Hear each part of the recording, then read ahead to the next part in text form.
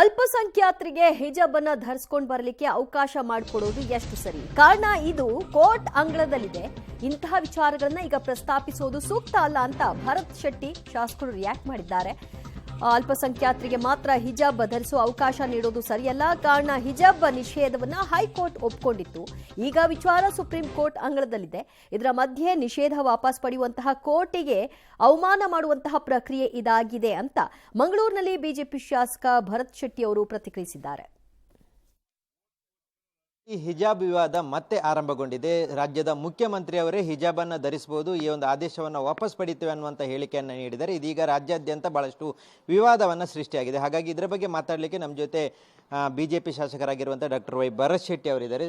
CM ಅವರೇ ಈ ಒಂದು ಮಾತು ಏನು ಅನಿಸುತ್ತೆ ನಿಮಗೆ? ನೋಡಿ, ಒಂದು ತುಷ್ಟೀಕರಣ ನೀತಿಯ ಒಂದು ಮುಖವನ್ನು ಅವರು ತೋರಿಸ್ತಾ ಇದ್ದಾರೆ. ನಮ್ಮ ರಾಜ್ಯ ಬರದಲ್ಲಿ ಈಗ ತತ್ತರಿಸಿ ಹೋಗ್ತಿರುವಂಥ ಒಂದು ಸಂದರ್ಭ. ನಾವೆಲ್ಲ ಸಹ ಬರವನ್ನು ಹೇಗೆ ನಿಭಾಯಿಸಬೇಕು ಅನ್ನೋದ್ರ ಬಗ್ಗೆ ನಾವು ಯೋಚನೆ ಮಾಡಬೇಕಂತ ಸಂದರ್ಭ.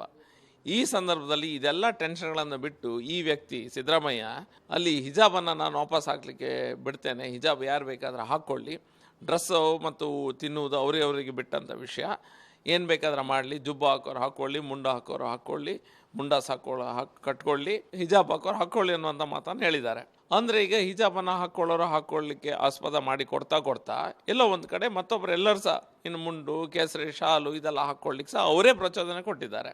ಇದನ್ನು ನೋಡಿದಾಗ ಅವರು ಈಗ ಜ್ವಲಂತ ಸಮಸ್ಯೆ ಏನಿದೆ ನಮ್ಮ ರಾಜ್ಯದಲ್ಲಿ, ಈ ಸಮಸ್ಯೆಗಳು ಏನೆಲ್ಲ ಇದೆ, ಇವರದೆಲ್ಲ ಭಾಗ್ಯಗಳೆಲ್ಲ ಫೇಲಿಯರ್ ಆಗಿದೆ. ಇದನ್ನೆಲ್ಲ ಜನರ ಮುಂದೆ ಹಿಡ್ಕೊಂಡು ಹೋಗ್ಲಿಕ್ಕೆ ಕಷ್ಟ ಆಗ್ತದೆ. ಇನ್ನು ಮುಂದೆ ಲೋಕಸಭಾ ಚುನಾವಣೆ ಆಗುವಂತ ಸಂದರ್ಭದಲ್ಲಿ ಇವರಿಗೆ ಕಷ್ಟ ಆಗ್ತದೆ ಇನ್ನು ಮುಂದೆ ಹೋಗ್ಲಿಕ್ಕೆ. ದೇಶದಲ್ಲಿ 3 ಚುನಾವಣೆಗಳನ್ನು ಹೀನಾಯವಾಗಿ ಸೋತಿದ್ದಾರೆ. ಅವರ MP ಅವರ ಮನೆಯಲ್ಲಿ 350 ಕೋಟಿ ಭ್ರಷ್ಟಾಚಾರದ ಹಣ ಸಿಕ್ಕಿದೆ. ಇದೆಲ್ಲ ವಿಷಯಗಳನ್ನು ಜನರ ಮುಂದೆ ಹಿಡ್ಕೊಂಡು ಹೋಗ್ಲಿಕ್ಕೆ ಕಷ್ಟ ಆಗ್ತದೆ. ಅದಕ್ಕೋಸ್ಕರ ಅವರು ಈ ರೀತಿಯ ಸ್ಟೇಟ್ಮೆಂಟ್ ಅನ್ನು ಕೊಡ್ತಾ ಜನರ ಮನಸ್ಸನ್ನ ಡಿಸ್ಟ್ರಾಕ್ಟ್ ಮಾಡುವಂತ ಒಂದು ಪ್ರಯತ್ನವನ್ನ ಸಿದ್ದರಾಮಯ್ಯ ಮಾಡ್ತಾ ಇದ್ದಾರೆ.